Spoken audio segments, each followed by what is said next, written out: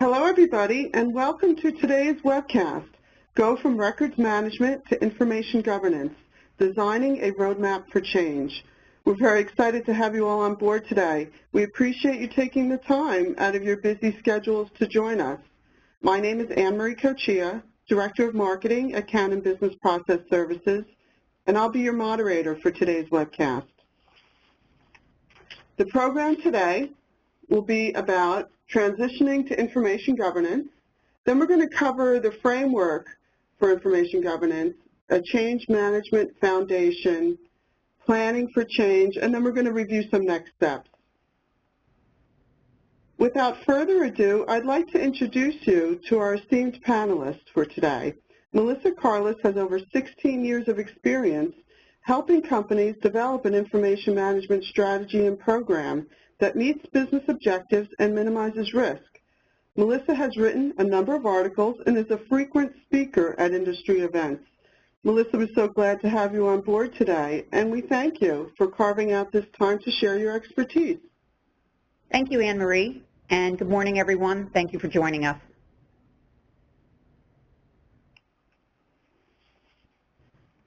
Our webinar series to date has focused on information governance and the 5 phases in which to roll out an information governance program. As a reminder, let's go through how Canon views records management and information management and what services we offer.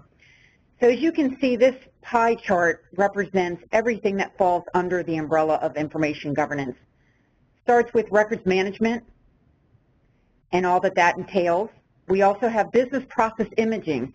And what we mean by that is we don't simply believe that when you convert paper into electronic, that that's solving any of your issues when you have data that you have to access. Instead, you need to step back and put a records management slant on it, make sure that you have a taxonomy, that they're capturing the data in the proper manner, and that you have a repository in which you can drop the data or export it into a repository that allows you to classify it, whether it's vital, whether it's belonging into a functional bucket that needs to be dispositioned in a certain manner.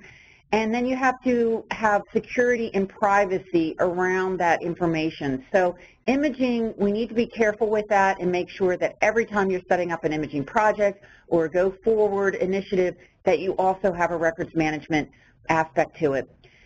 As you'll hear throughout this presentation, information governance has a direct link to discovery and e-discovery because there is that, once again, organization to the data that you can find it quickly and accurately so that as you're representing your clients or as you're going through a subpoena or an audit, that you're not depending on outside personnel, you're depending on internal resources, or you're working with vendors like Canon to make sure that your data is organized in a way that you're less dependent on the attorneys to find it and cull through it.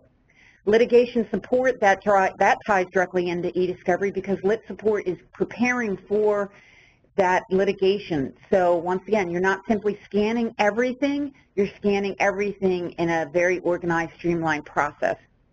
We also offer business process outsourcing at Canon.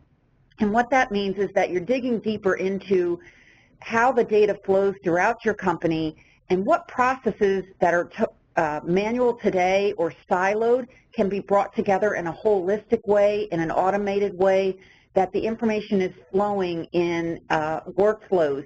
And it's easy to access, but it's also easy to control where it's flowing throughout the various systems that you have in place.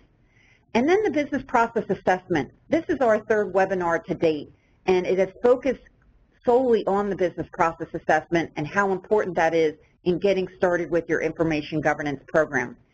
And for those that are new to this webinar series, we call this BPA, and that's a terminology that Canon uses, and it simply means a gap analysis or an audit of where your records management program is today versus where you want it to be.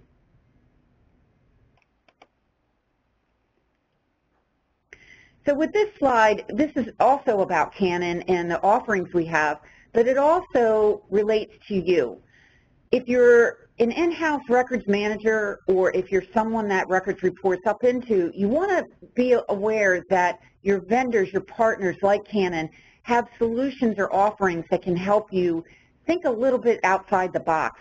So as you can see by this, we have an on-site offering, which is people and technology, and we integrate with client systems.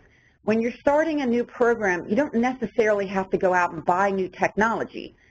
You can audit your current technology and make sure that it's being utilized in its fullest capacity. You also want to make sure that you have people on site that can not only start a program, but continue to implement it, roll it out, enforce it, and then audit it so it's compliant. And that's outsourcing through Canon. There's also off-site capabilities. A lot of people are hesitant to share their data outside of their four walls, but we have two imaging centers, one in Utah, one in New York City, that we'd be happy to work with you, and other vendors can do this, in setting up a taxonomy, make sure that they're extracting the data that's necessary as you convert your paper or your microform into the digital format so that you can make all of your information electronic. And then we also have the third aspect, which is offshore, and that's in the Philippines, Manila specifically. And what that is data never leaves the United States, but personnel can dial into your systems and help code. So if you are going through a very large conversion process and you need assistance in that with just the quality control, you need assistance with the indexing or coding, if you're going through a large discovery process, and once again you need that support in those areas, feel free to reach out to a vendor like Canon and see what they can offer. We also have secured cloud delivery here. I'm not an advocate of cloud storage, however, we have it here that it's an option, and you want to be careful as you migrate to those services that you're treating it in the traditional way of off-site storage for records or for paper. Make sure that you have a contract in place, that you know your perm-out fees, that you know the security, you know the privacy, you know the redundancy, anything and everything that's going to make your data safe. But that's just an option you want to keep in mind, that as you build your program, you have some support that's out there. So transitioning to information governance. Let's start with a review of what records management is. We were traditionally thought of as dealing only with paper. We very rarely dealt with the electronic except with the document management software, and we really didn't have any input into it. We just said, yep, it's there, and we know that the employees of this company are using it. We only dealt with paper when it was declared a record. So anything that was extraneous, we left it up to the employees, the end users, the colleagues to decide on what happened to it. We just simply managed what we thought were the records, and then eventually it went to off-site storage. And very limited exposure to those that were making the decisions on the electronic side. But let's start with the definition of records management, because that's incredibly important to where we want to go as we evolve into information governance. Records management started out in the 1950s, and there's a definition that has been respected and honored throughout the decades as efficient and systematic control of the creation, receipt, maintenance, use, and disposition of records. Very important to remember this definition. So today, we're evolving into information governance and information management. But you'll notice at the top of the slide, the first bullet is the same definition as records management, because records management is still the solid foundation of where you need to be before you launch any new program in managing your data. However, information management and governance has evolved into emphasizing that metadata can be a record, that metadata is involved in discovery, that metadata can control versions of the numerous copies of records or even just data or information that we have out there. So today's records manager needs to understand the role that metadata plays within your company and within the repositories. It's all across the storage platforms. As I mentioned earlier, it used to be that we had access to one or two systems, and that was the extent. Today, We should know every repository that's in existence, even when it comes down to the shared drives and what's happening with USBs, what's allowed to leave via social media, etc. Security and privacy are huge, and across the life cycle of the data, whether it's considered simply information, extraneous, or if it's a declared record, you should have security and classification and privacy built around every single piece of information coming into your company, being managed by your company, and leaving your company. Information governance is getting the attention of C-level, so it's a good time for you to launch your program. Executives are actually creating positions for information governance and compliance, and it's an opportunity for records manager for career growth, but it's also an opportunity to invite vendors like Canon to come in as consultants or outsourcing providers to help you elevate your records management program. E-discovery, I mentioned earlier that there's a direct link because you want to manage internally your information. You don't want outsiders coming in and culling through numerous terabytes or physical paper, determining what should or should not represent your company, finding that smoking gun, and billing your company hours and hours of work that could range from $400 an hour to $700 an hour just to determine what they should review. That is the information governance or the records manager's job. Dashboard reporting with analytics. As we've gone through this webinar series, we have emphasized that it's incredibly important to track your progress. You should be at all times be able to say that we are getting better, we're getting more efficient, and we're responding adequately and showing your executive sponsor and the C-levels that what you're doing is important and it's getting better with time.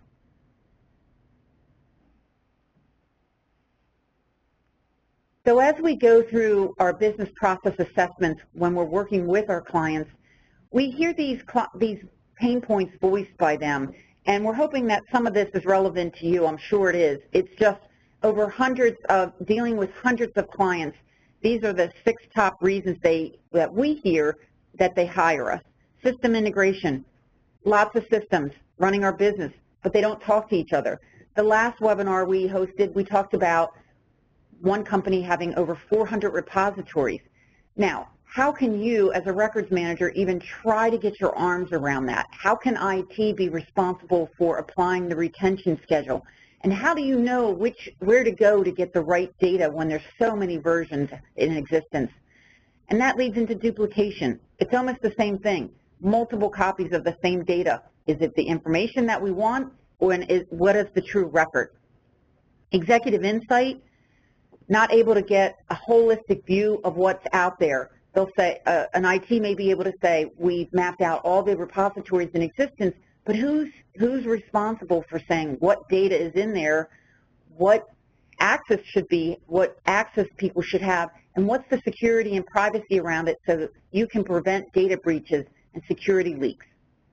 Hidden overhead, that usually comes when there's a quote-unquote disaster, and a disaster doesn't always have to be a hurricane or a fire at a warehouse or a flood. It can simply be that the systems go down for 24 hours.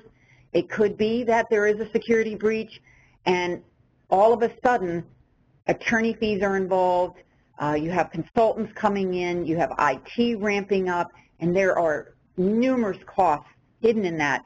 And executives want to be more proactive about that to get prepared.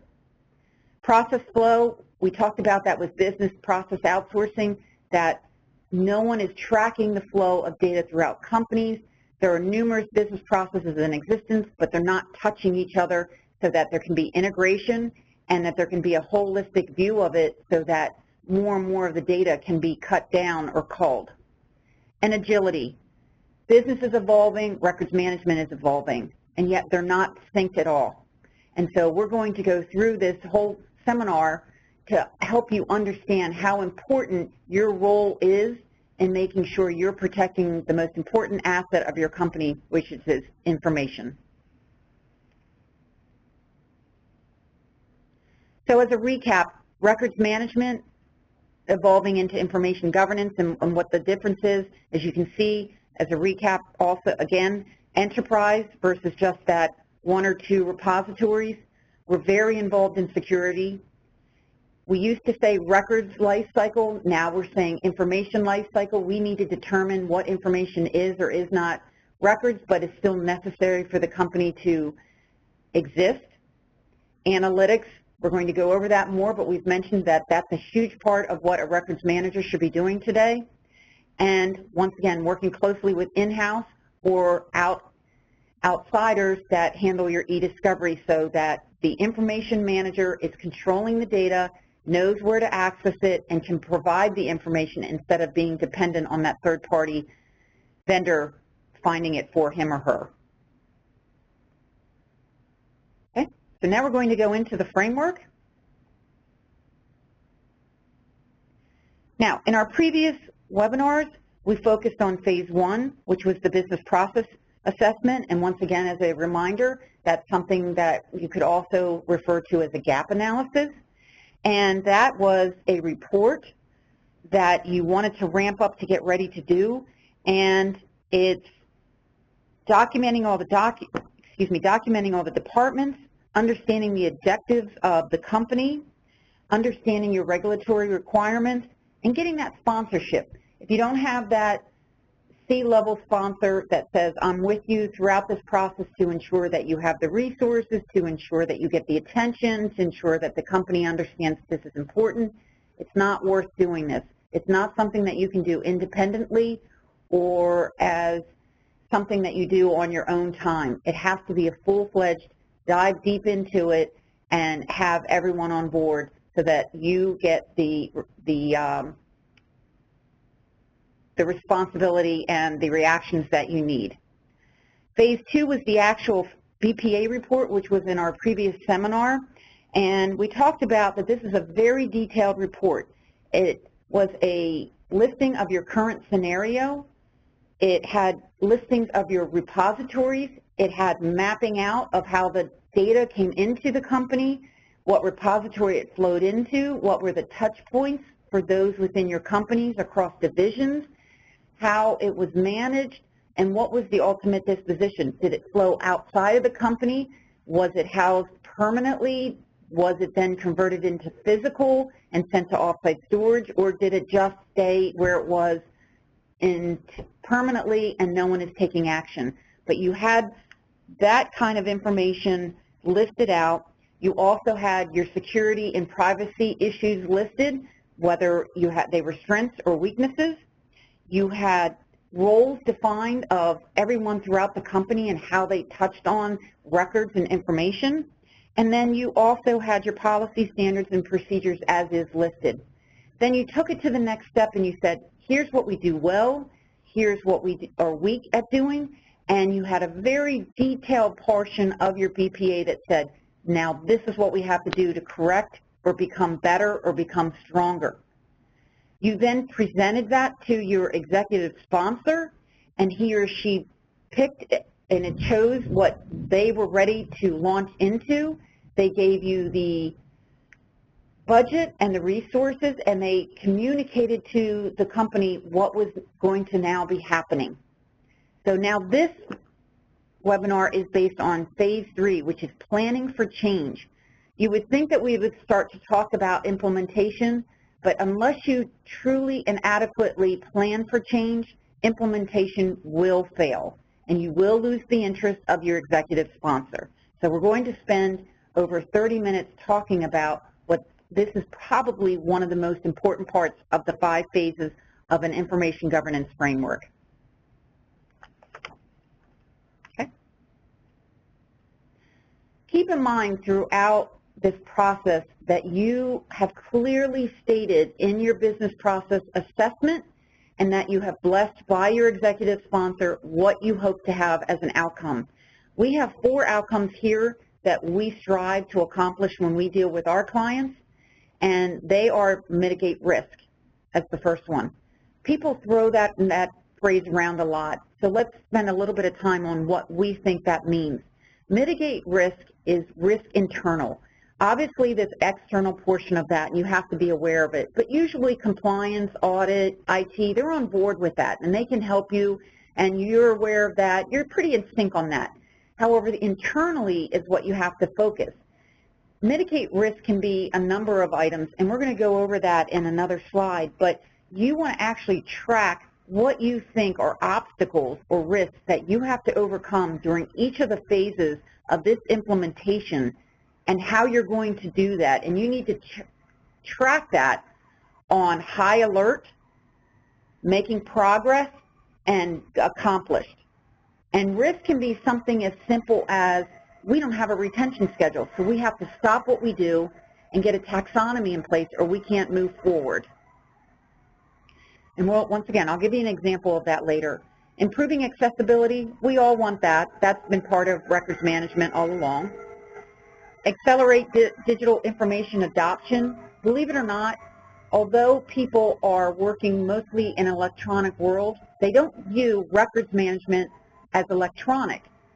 So this is, as you go through this process, this is an important part of elevating your role, why records management is important, and then allowing that management of electronic information similar to the physical. Enhanced chain of custody. Once again, you want to cull down those repositories if possible. If even possible, you'd like to have one enterprise content management system. I realize that that's not always possible, but you want to understand through your workflow and your mapping who touches that information, who has ultimate ownership of it, when does it get archived. There are many software applications that allow you that at the time of a legal hold being issued or at the time that something is declared record, it allows you to migrate that data into an archive module that says this is now untouchable. It's as is of this date and time, this is the official record, so that auditors, attorneys, or even just internal finance or executives can access it and know at this date and time where we are and what happened. Improving information lifecycle management. That's an obvious statement, but this puts control over the ingestion and the egress of the information within your company. You'll see that I have a fifth outcome, but we don't focus on that at Canon because it's controlling the operating expense. Obviously, anytime you get better and more efficient at anything, you usually do have a control of your expenses. However, to launch a program like this, you may have to ramp up in resources. You may have additional time that you have to be spending. You may bring in outside consultants like Canon. There's a lot that's going on. You may have to upgrade your technology and be bringing in IT, and that has a cost to it. So we always shy away from ROIs when it comes to numbers and to monetary values. Instead, we talk about the what-ifs and just, once again, controlling the possibility of a security breach, being able to respond faster to getting online. Your clients don't want to hear that their information is hitting the street, that their information is being hacked, that they call in to get a simple answer and your systems are down. They don't want to hear that. So that's what we want to emphasize instead of expenses. Foundation of a sound strategy. Many people think that you start with a strategy first and then you launch into change. However, at Canon, we believe that you can't make change, you can't have a strategy unless you understand fully what your company does. So as we mentioned with phase 1 and phase 2 with that BPA, that's your Bible, if you will. That is what everybody understands is the current scenario, what your weaknesses are, and how you're overcoming them, and what your plan is to overcome them. And in order to do that, you have to have a full understanding of the transactions that occur within your business. Not just the doc types, but once again, how does each department service the business as a whole? How do they overlap? How do they even service each other without possibly even knowing it? How do they access the same data? Or maybe they don't access the same data. So you have to have that full transactional management as part of your BPA before doing anything in the implementation phase. You then have your business process, and once again, that's in your business process assessment. Here's where we currently are. This is how we work. This is how the information flows. And this is what we're going to start changing within that business process. And that's when you launch into your strategy. That's when you say, these are our goals and objectives for change. this is how we start to plan for change. So, the sample business process assessment, as a recap, since we're going through this quickly, the phases 1 and 2, these are the 4 areas that you want to start planning your change. You have to consistently go back to these areas and refer to them. So, you have to have your management plans in place, you have to have them approved, you have to know what resources you need, whether that's personnel, whether that's monetary, whether that's consultants, whether that's IT's time or hardware, software, etc. You need to start plotting out your plans. You have to have your expectations, goals, not only within the business process assessment, but communicated to your committees, to your executive sponsor, and that's what you're constantly focusing on. Your assessment and observations, once again, that's a huge part of the BPA, and your ranking of what's most important for you to accomplish. So as you start to plan your changing, you're allocating what is the low-hanging fruit, what can be adopted quickly, what will have little change on the way that the company operates but will bring immediate improvement, to the ones that are more intense and more complicated. Ranking also involves the maturity model within ARMA. You can get that at arma.org, but it's great to go and rank your company in its records management maturity. And if you're a 1 or a 2, you can show that by your actions, by your analytics that we mentioned earlier, through your tracking the progress, that you're actually maturing your records program throughout the process. So maybe a year from now, you go from 1 to being a 2. And there are very good definitions of what 1 through 5 mean at ARMA. I encourage you to make that as part of this whole program. Change also starts to talk about the information workflow, processes, and the management. This is where you're going to be spending most of your time as you plan for change, because you've already done the first 2 in phase 1 and 2 as you did your BPA. So you're looking at your technology, you're doing a lot of communication, not only to the executive sponsor, to your committees, but to the end users, so that they understand what's happening and that it's not going to be disruptive to their lives, but it's for their benefit. It's for their safety of the information that they handle. A lot of education. You have to plan that. You have to put that into all of your milestones and your time management. Once again, if you have consultants coming in to help you, you have to consistently make people aware of their roles and what they will be doing, and training the end users on what's happening. Don't leave them in the dark. They're going to be your biggest advocates. Space utilization, we have many clients that are downsizing or they're going through mergers and acquisitions. So realistically, they have a lot of paper. How does this information governance program impact their space utilization as, once again, they either downsize or they shift to other locations, or they start having people sharing space, etc. It also refers to IT and the amount of servers that they have allocated. You're going to need more servers as you go through possibly the data analytics, the data cleanup, and that may be temporarily as you cleanse your data, and then the servers go down because the storage is less necessary. And then a risk assessment summary. I mentioned this earlier, but you need to track what the internal risks are, what the obstacles are, how you plan to address them, can they be addressed, and then once again, high alert, cautionary because you're working on it, or green for go. It's done, it's handled, and we're moving past it. Next steps, we're not addressing that in today's seminar because we're working on, or we're emphasizing, planning for change. But you can see that these are the 4 main steps of a business process assessment.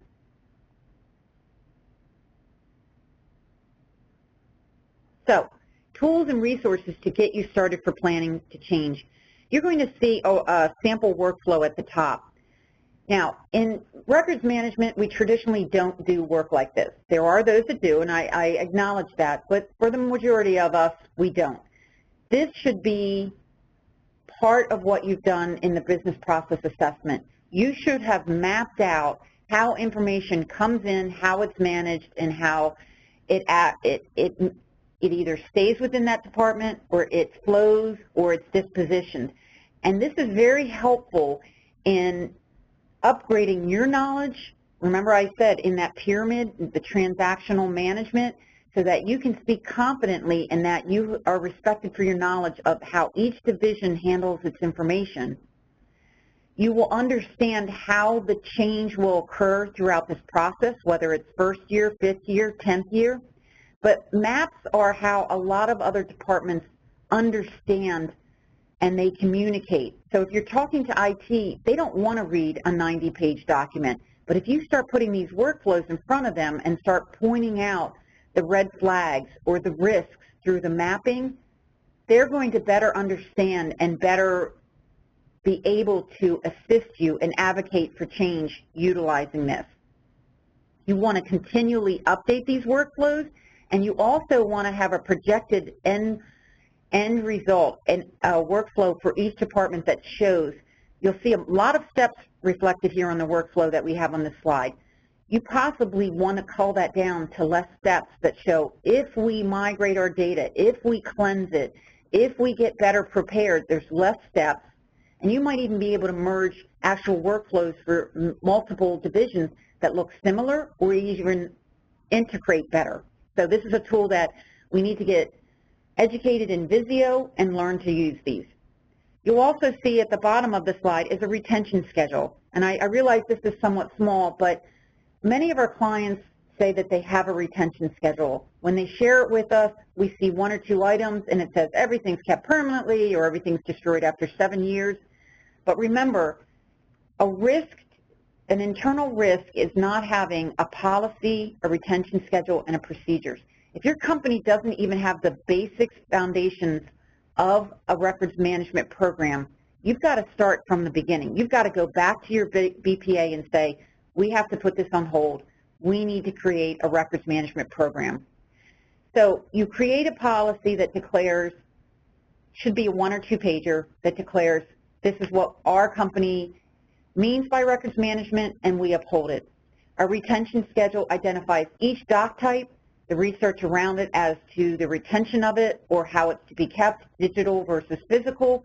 It declares who the owner is, and it has notes as to what happens at certain time of the life of that document so that you and your company understand the value of each document, how it flows through the company, and who is ultimately responsible for it. Who could be the owner of that department, it could be IT, it could be you as the records manager.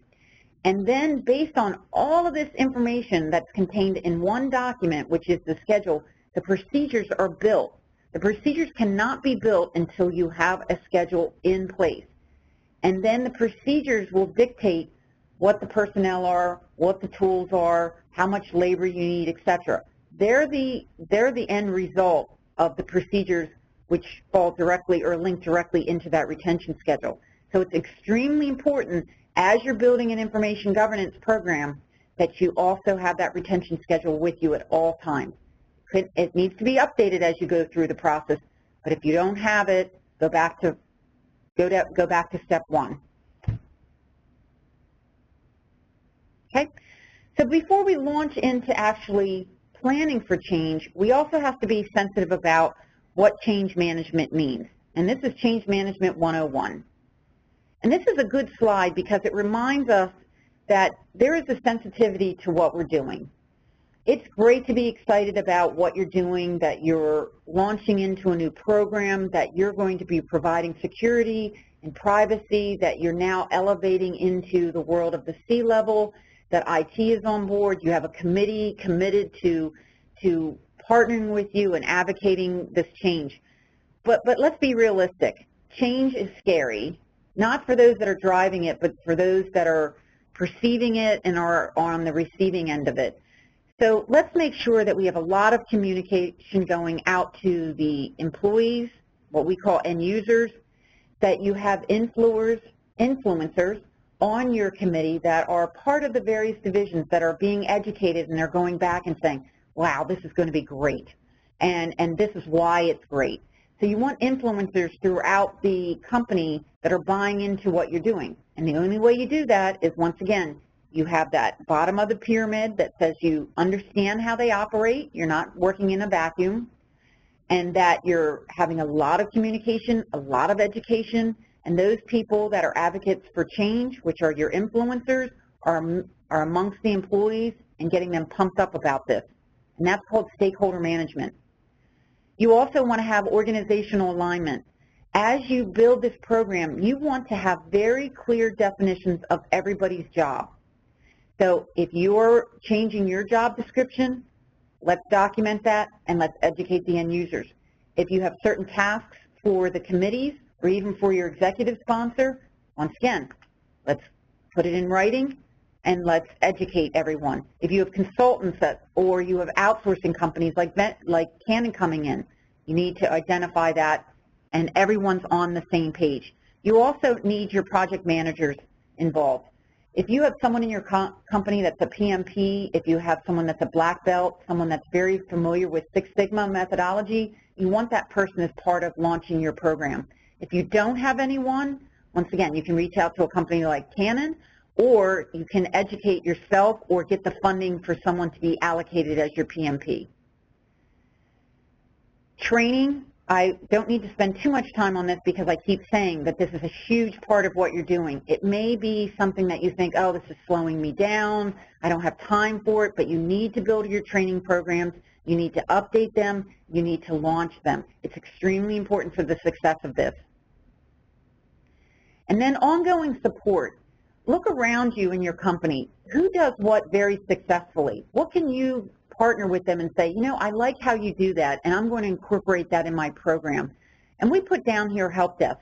Usually IT has a very detailed, streamlined process of accepting help desk tickets, managing service level agreements, getting back to you and solving your issues, because they understand that you're dependent on the technology to get your job done. So let's look at their templates and let's build them into what we do. You know, maybe we have a dedicated email address or a dedicated phone that someone checks every 15 to 30 minutes, especially after the training or after a milestone hits the airways, if you will, and people will get concerned and scared and they want to know how it impacts them. Use your intranet. Post updates.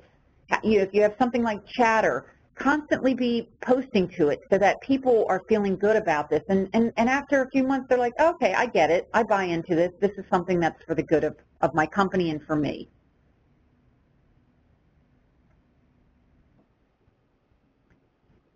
And remember, change impacts everyone. We like this. This is a bit of a busy slide, but if you, and this is a change cycle model. If you go to changecycle.com, you'll see this. Very important as a leader, regardless of what change you are trying to bring, that you need to be aware of people's fears, anxieties, and you need to be able to cope with that. So regardless if it's the employees, if it's your own employees that you're now giving new responsibilities, make sure that they're trained, obviously, make sure that they have the skill set, but read up on some change management and how that impacts behavior. It's a very good process, and it's planning, once again, it's a big part of planning for change. So there are 3 parts of change management, and you need to keep this in mind as you start to integrate your tools with your business process assessment report. As you're using your workflows and your time tracking and your decision gate management meetings, remember that there are the 3 phases. So right now we're talking about preparing for change. And you can look at the output. You're changing profiles. You're coming up with strategy. Remember the pyramid? You know, we're at this point where we're strategizing because we have our business process assessment report in place. We've gotten our approval from the sponsor. We have deep knowledge of how our company runs. So now we're getting that strategic vision. We're building teams, whether that's outsiders, whether that's elevating internal employees, whether that's creating committees. And we're understanding what our sponsor, our executive sponsor needs. They've already been given the assessment, but what do they need ongoing and what is their role throughout this process? The other 2 phases are just as important, managing change and reinforcing change, But if we went back to the original framework, the information governance framework, you'll notice that there's step 4 and step 5. So we're not going to spend time on that, but just remember they're a very important part of this process. Okay. So let's begin to plan for change. One of the first things you need to do is ensure that you personally, and you may be the records manager, you may be the person, as I said earlier, that this is going to report up into, or maybe you're working directly with the vendor, you're the liaison working with Canon and having this happen. You need to take a step back and make sure that you understand every single regulation that impacts your business, because there are different ones that if you're a highly regulated company versus a nonprofit versus a legal, you have different concerns. So these regulations or these policies that you need to keep in mind need to be researched, they need to be defined, your executive sponsor needs to bless them that yes, this is the complete list, that you have a deep understanding, and then you either get highly educated in it or you allocate someone to do that on your behalf, and that you understand that throughout the complete life cycle of this, whether you're in phase 1, 2, 3, 4, and 5, that you're applying your knowledge of these regulations, because many people assume that a regulation only applies to a certain department. So for example, HR. Regulations apply to all information that you create and receive and house in your company. So you need to educate your employees that their behavior needs to also be impacted. But you can't have education and say, okay, as per HIPAA, you do this. You're building that into your change models, you're building that into your planning for change phase, and it's going to be reflected in your implementation and your enforcement and ongoing auditing and reporting without even the end users knowing it, but yet you know that there's awareness on everybody in your company, and the executive sponsor can say clearly, especially the CFO when signing off on documents as per the SEC, that he knows that his or her company is rightfully following these regulations.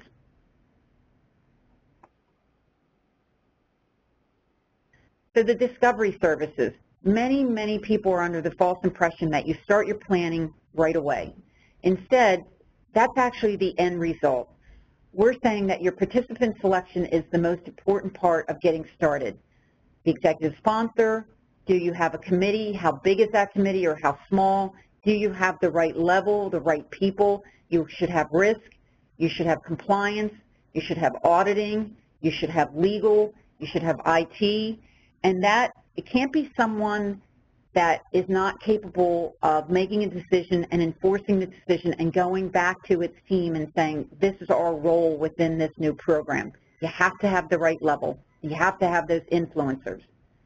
Data collection, you've done that through your business process assessment, but as you go through this process, you're going to collect more and more data, and you want to be able to house that data, that knowledge, in a way that it's shared with others, that your committee is aware of it, that the vendors that you're depending on can have access to it, and that it's open, and that it's a live document or a live repository that is consistently being updated, but shows the historical collection. You want to analyze your data. You won't want to just say, well, HR told us this, so it must be a fact. You want to dig deeper. You might even want to do a statistical model based on the data you find, and so therefore you're looping in someone else if that's not a strong suit for yourself. But you don't want to just take data at its face value. You also want to categorize your data. You also, and that can be your retention schedule. It can be, okay, we know that there's an intersection of touch points through our workflows. So there's multiple ways that you can categorize data.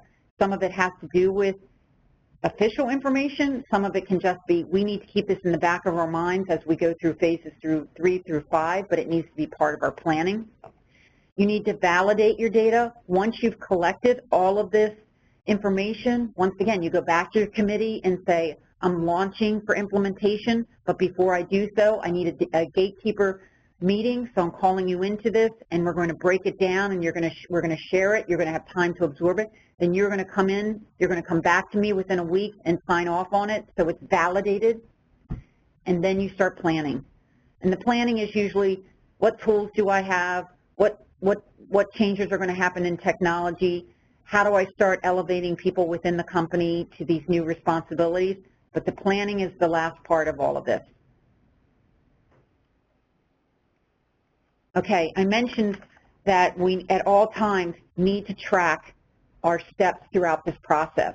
Once again, this is something that records managers don't usually do, but we want to take a step back, just like the workflows, get this new skill set, get access to Project Manager, get access to Visio, get yourself educated on how to best use them so that you can do ownership tasks, that if one person doesn't fulfill their requirement, then the next steps can't be fulfilled. You want to put dates on it so that your executive sponsor understands that time is of the essence, but that other people need to be accountable. If, hey, I'd like to get this done, but I can't until IT gets their part done, and I told them that it would have to be done on a certain date. And I know this is small, but you'll see that there's decision gate meetings throughout this timeline, and that's extremely important, as we just explained. So you want to build every task that you need to do into this timeline. And once again, I know that this is very time intensive, but we never said that information governance happens overnight. So there's a lot that goes into planning for change. Earlier we said that there was internal risks. Internal risks are not the regulations. They're not planning for the next hurricane or possibly downtime with servers, etc. This is internal risks that say, what do I have to do with the information to get it ready for the implementation of my ideas? So we have an example here of 9. However, we're going to, just for the sake of time, we're going to talk about number 1, which is archiving structured and unstructured data. Going back to the retention schedule, at all times, you should know where information falls.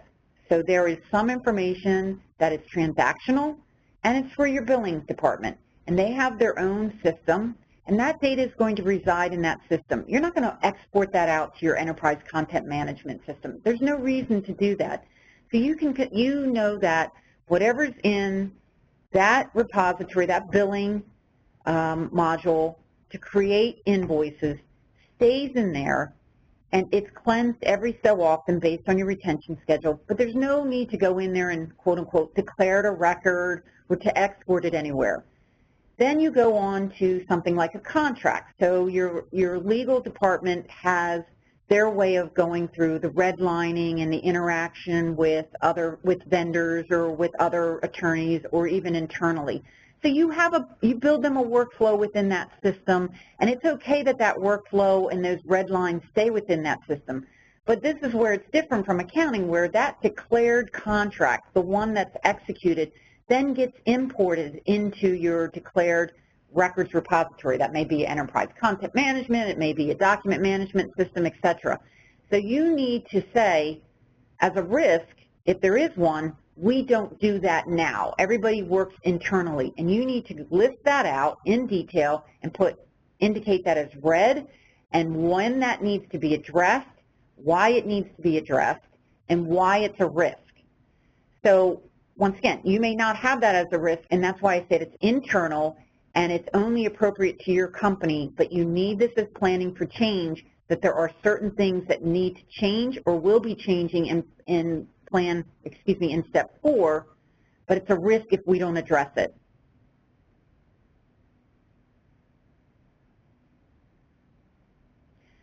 So you can see that there are multiple ways of doing that. There's a risk matrix. Once again, you're starting to think, well, there's a lot of documents that we're going through. Exactly.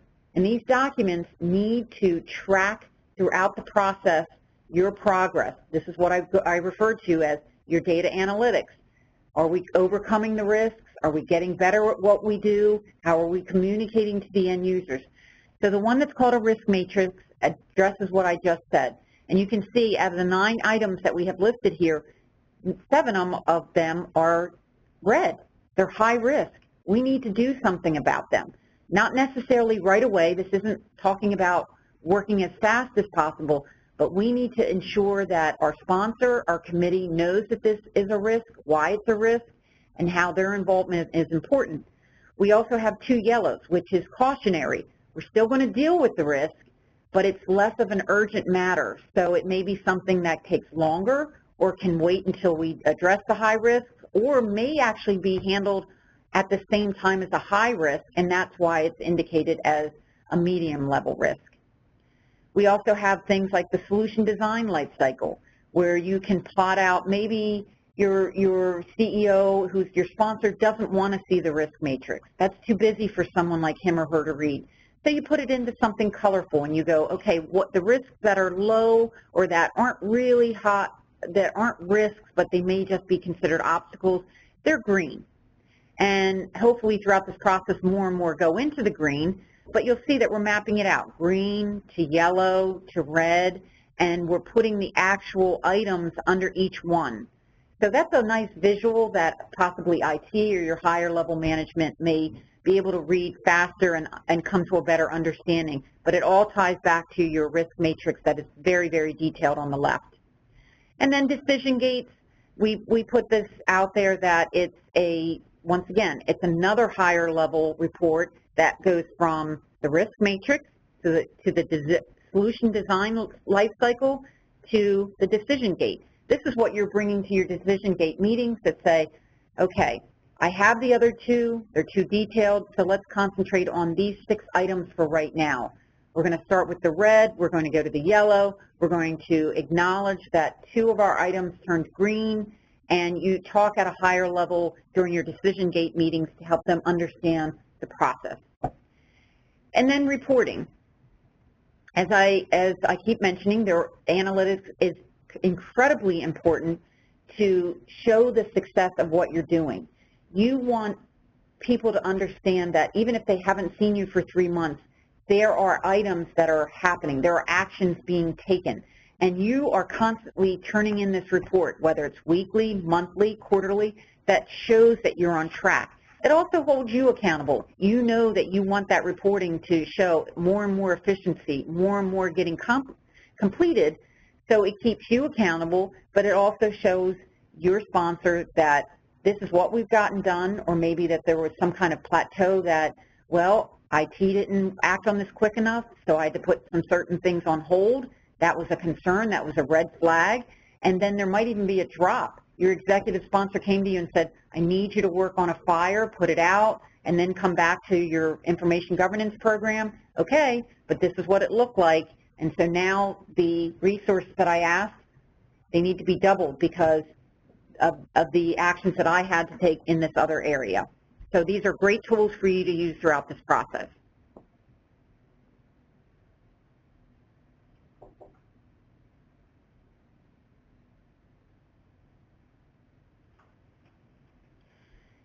We also showed this very customized reporting to reflect what I just said about showing your executive sponsor, because this is near-time reporting. This is if you have a team that's large enough to help you with this. If you're a one-man show, a one-person show doing this, this might be a little bit complicated for you. But this is a tool that we actually use at Canon to plot out day by day on a monthly basis of the progress we've made. And remember when I said on the previous slide, okay, we launched this, we had great success, you see the yellow line going almost straight up. Then there's that plateau, and then there's a drop, then we start to gain momentum again, and then we start taking off. And we show that through our progress, through our timelines, and through our workflows, that this is why that this is happening, and this is what we've been accomplished. So back to the other tools, it's simply a tool for you to utilize. Be creative, use something that works for you, but also shows your progress, once again, so that you continue to get the budget and the support, and once again, hold you accountable. And the operational excellence. This is where you want to be. This is a snapshot of where we all want to be, regardless of what we do in our careers. But the operational awareness we've gone through, you've got your strategic alignment through your business process assessment in phases 1 and 2. You've become the voice of the customer, which we showed in the triangle, because you've learned what each department does and you can talk their language and they respect you for taking that time. And you've gone through the process of observation through the BPA and said, this is what we do well, this is what we don't do so well, and so we're building our process. Quantitative, I showed you the workflow, the mapping, that's where this tool comes into play, so that you keep yourself on target, that you understand how the different touch points of information are happening throughout your company.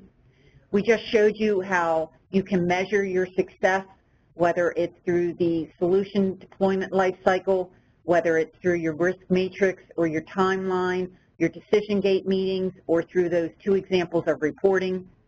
And analysis, as you bring all of that analysis that you've gotten through those tools that we showed you, you show your progress.